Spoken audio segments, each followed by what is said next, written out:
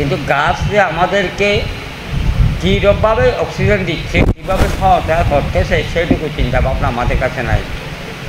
দ্বিতীয়ত আমাদের ওইটা টেকনাফটা হচ্ছে রোহিঙ্গা অধ্যুষিত এলাকা, যার ফলে হাজার হাজার হেক্টর জায়গা কিন্তু আমরা রোহিঙ্গাকে বরাদ্দ দিয়ে দিয়েছি বনভূমি কর্তৃক। এখানে একটা ফুটি গাছও নাই, রোহিঙ্গারা ঘর বাঁধছে। যদি আমরা একটা গাছ লাগাই, একটা গাছে 70টা রোগের কাজ করবে। যেহেতু একটা রক্ত সন্তান রোপণ করে, গাছ তো এখন রাখে না কেউ। আমি সেজন্য সারা বাংলাদেশে উদ্বুদ্ধ করতে চাই রক্ত সন্তান গাছ রোপণ করার জন্য। একদিকে জলবায়ু পরিবর্তন, আরেকদিকে অর্থনৈতিক বৃদ্ধি। এই বিধায় আমি মানুষকে উদ্বুদ্ধ করছি রক্ত সন্তান গাছ রোপণ করার জন্য।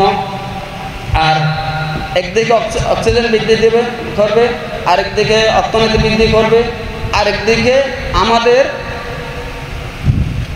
দেশ উন্নয়নশীল বাংলাদেশ হিসাবে সারা বিশ্ব দরবারে আমরা স্বীকৃতি পাবো বলে আমি মনে করি।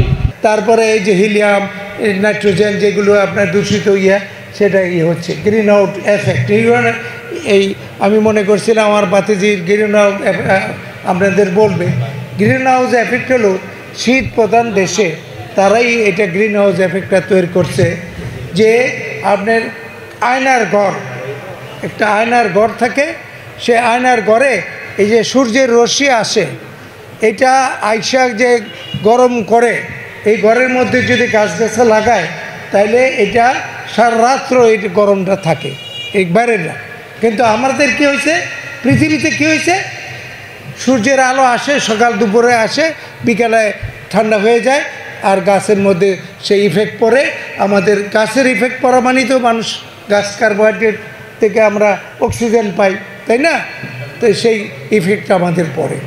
অতএব আজকে আমরা গভর্নমেন্ট, আজকে না, আপনারা এখানে যারা বয়স্ক মানুষ তারা জানবেন যে আজকে 50 বছর আগে আমরা এই যারা সরকারে ছিল তারা বলছি যে একটা গাছ কাটলে 5টা গাছ লাগে না, একটা গাছ কাটলে 5টা গাছ লাগে না। আমরা কি করতেছি, রাতের অন্ধকারে আমরা গাছ কেটে নিয়ে যাচ্ছে দস্যুরা।